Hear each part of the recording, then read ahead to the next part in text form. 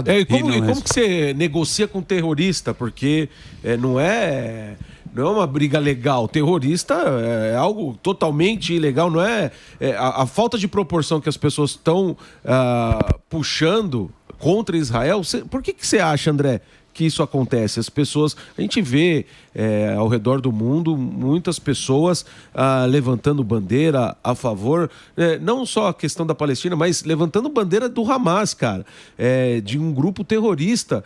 Você acha que essa questão é o antissemitismo? Você acha que isso é uma questão política, que o pessoal vai igual o boizinho, onde determinados grupos falam, Israel tá errado, e eles falam, é mais político o antissemitismo ou mistura tudo aí? É de tudo um pouco. Primeiro, sim, tem pessoas que são a favor do Hamas e que concordam com a ideologia do Hamas, e aí são pessoas que teriam que ter a mesma conduta religiosa que o Hamas tem. Então, agora, uma pessoa, por exemplo, de extrema esquerda ou de esquerda, uma pessoa de esquerda mal informada ou de extrema esquerda... Tem muito. Vamos dizer que uma pessoa que não é uma pessoa religiosa, não é uma pessoa fundamentalista, que os costumes e valores, ou seja, não é uma pessoa que tem valores religiosos atribuídos na sua vida pessoal. Então, ela não tem muita agenda parecida de visão de mundo que o Hamas tem. O Hamas é um grupo religioso, o Hamas quer implementar a lei islâmica para as pessoas que vivem baixo o seu controle, o Hamas é homofóbico, o Hamas é anti-mulheres, o Hamas é anti-minorias, o Hamas é anti-outras religiões. Talvez essa pessoa não seja tudo isso. Agora, se ela levanta a bandeira do Hamas, tem um motivo, ela acha que o Hamas está cumprindo um papel supremo, superior, de combate no que ela chama a luta contra o imperialismo, a luta contra o colonialismo, a luta contra os ricos, a OTAN, oprimido. E aí é uma ideia de visão de mundo binária, aonde os meios justificam os fins, que ignoram completamente tudo que o Hamas faz em nome do que o Hamas protege, mas não como ele faz, em nome da causa palestina, que eles acham estar ajudando ao apoiar o Hamas, quando na verdade estão prejudicando. Porque a causa palestina justa não é a causa que o Hamas protege. Essa é a causa palestina não justa. Da mesma forma que existem pessoas que protegem a causa de Israel não justa. Perfeito. E vale lembrar, né?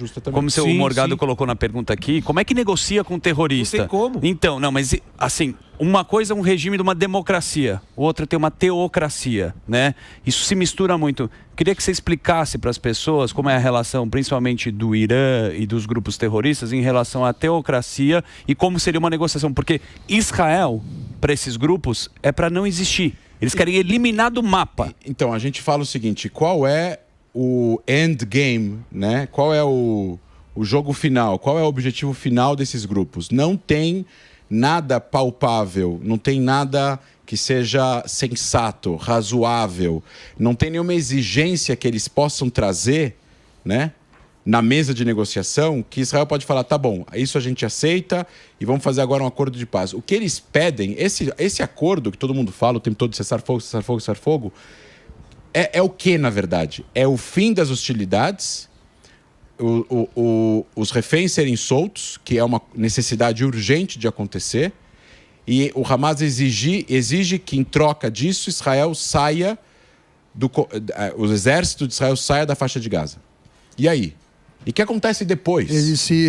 O que as pessoas não se preocupam é o que acontece depois. Não é de Israel ditar quem vai ser o governante palestino, tá tudo bem.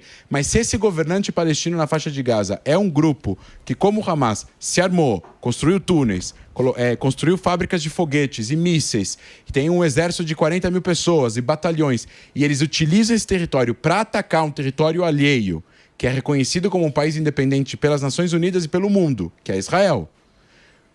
Qual é o objetivo final da pessoa pedir um cessar-fogo que traga esse resultado? Porque não vai haver cessar-fogo. O cessar-fogo ele é o fim das hostilidades agora. Momentâneo. E aí volta daqui a 6 meses, ou volta daqui a 1 ano, ou volta em outro 7 de outubro, que nem aconteceu. E aí quem se prejudica novamente é a população de Israel e a população palestina. E não quem está aqui no Brasil falando, eu quero cessar fogo da sua casa cômoda aqui de São Paulo. Mas, o professor, a gente está falando sobre a questão da proporcionalidade e pegando uma carona na pergunta do Morgado, a gente vê um monte de líder, tanto político quanto influenciador, falando assim, poxa, mas agora Israel exagerou. Passou a agora mão. Exagerou. Por que se cobra tanta compaixão e misericórdia de Israel, sendo que estava defendendo aí mais de 150 mísseis? Porque sempre faz parte desse bolo da narrativa. Mas eu não entendo o que significa a palavra exagerou. O que significa isso de forma objetiva? De forma objetiva é que Israel passou do ponto em relação ao ataque que recebeu. E o que seria não passar? Então, é isso, porque... O que seria não passar? Deixa quieto, então. deixa pra lá. Porque as pessoas... Mas essa é a narrativa Calma lá. As pessoas não têm um entendimento, Alba, eu acho que é ou burrice, ou maldade. É uma pergunta retórica, eu não estou fazendo essa pergunta. Não, eu entendi. Mas é que a gente fica bravo de ver isso. Mas os caras têm o entendimento. Você fala que não tem. E são pessoas, são figuras públicas que você sabe que tem esse entendimento e fala, nossa, mas Israel... Sim, figura pública ou também jornalista. Israel tem que parar com isso.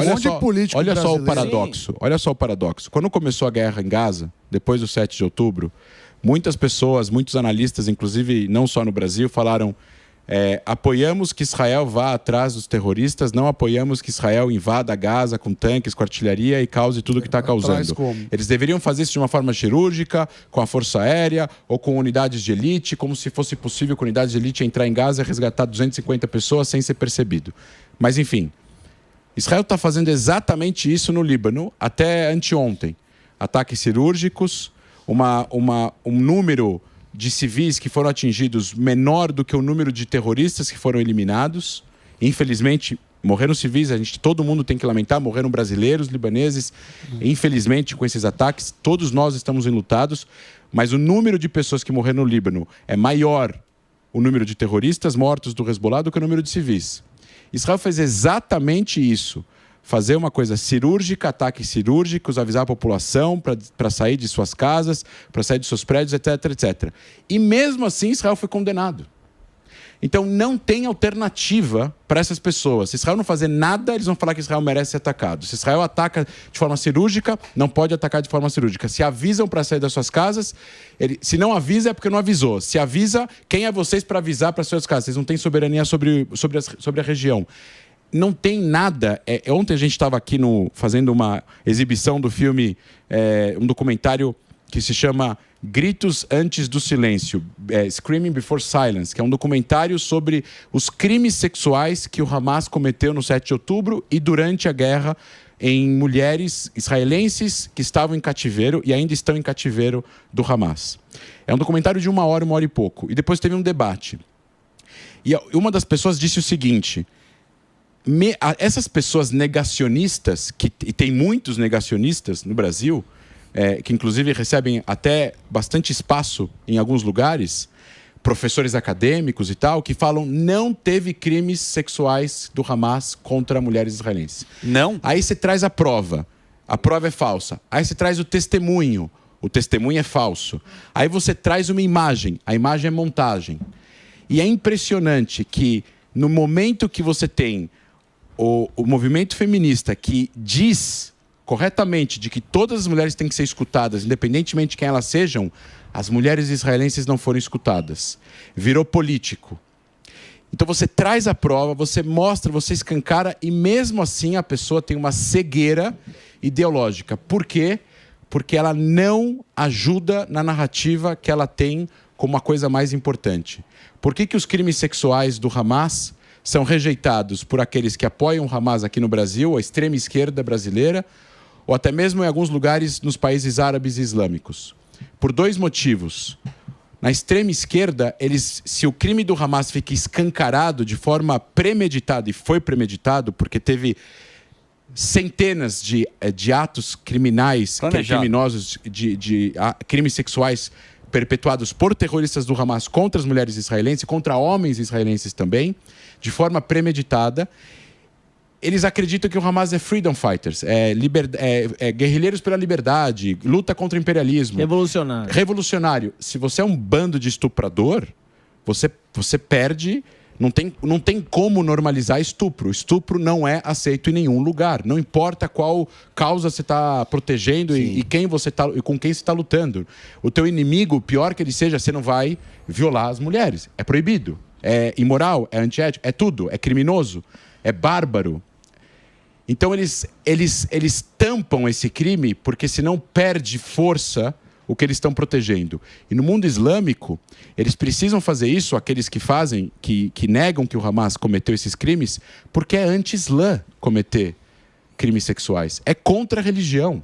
Então, como pode, se o Hamas é visto como um movimento religioso, movimento de resistência islâmica, você tem lá os líderes religiosos e tudo mais, como é que pode pessoas que são vistas como líderes religiosos permitirem crimes sexuais? Então eles negam isso, porque senão eles passam a não ser mais um movimento social religioso, um movimento terrorista religioso, mas eles entendem eles como um movimento social religioso, é um bando de estuprador. Então você tem uma negação do crime por motivos ideológicos, e diferentes motivos ideológicos. Um é religioso, o outro é político. Boa, vou fazer um break aqui para nossa rede de rádios, o papo tá espetacular, o André ele fala muito bem, destrincha um assunto que é super delicado, né? A gente está nesse momento de guerra. @André Lache, daqui a pouco a gente está de volta na programação da Jovem Pan. Falar nesse assunto, rapidamente nesse assunto. 7 de outubro, a gente vai completar um ano desse trágico, não sei nem como colocar, porque é tão bizarro o que aconteceu, foi a invasão do Hamas lá naquela festa em Israel e tudo mais. Você esteve em Israel várias vezes, né? Você foi lá relatar, reportar. Primeiro, como é que está a história dos reféns e o que você viu lá de perto? Porque como você colocou aqui, desde o Holocausto, as pessoas querem negar que isso aconteceu. Ou falam que os livros não aconteceram, ou os filmes, ou os relatos. Desde da Segunda Guerra Mundial, vão falar que isso aí não existiu. O que você viu lá de perto e como é que está a história dos reféns? Acho que a frase mais importante disso, Dani, que você está colocando é: os judeus não podem ser vítimas. Então, os judeus são vítimas, alguma coisa de errado deve ter acontecido, os judeus estão inventando que eles são vítimas, ou são os próprios judeus que mataram judeus. Tem gente que fala que foi o exército de Israel que matou 1.200 pessoas. Já chega no jogo perdendo de 1 a 0, o Hamas só matou alguns militares, que o resto foi... Tudo exército foi o exército que... E aí, eu estive em Israel, basicamente eu fiquei mais tempo em Israel do que aqui no Brasil, nos últimos 6 meses. Eu vi de tudo. Eu vi kibbutz destruído, eu vi o norte totalmente evacuado, eu vi casas abandonadas, eu fui no cemitério de carros, eu fui onde tem 1.600 carros destruídos, queimados e alvejados pelo Hamas no dia 7 de outubro, ambulâncias alvejadas, onde morreram 10 pessoas que estavam tentando fugir da Festival Nova. Eu vi um vídeo de 47 minutos do Exército que mostra sem censura, que é um filme de terror, aquele vídeo. Pesadíssimo. De todos os assassinatos que... Quer dizer, todos não. Tem 150 horas de vídeo entre câmeras de segurança, câmeras de corpo do Hamas e câmeras das forças de segurança de Israel e câmeras que estavam das casas dos kibbutz eventualmente ligadas. Esse vídeo de 47 minutos é um compilado. Ele mostra 136 mortes. É 10% do que aconteceu naquele dia, né? O horror que foi aquele dia, a violação, a crueldade, a brutalidade, crianças, bebês, tudo.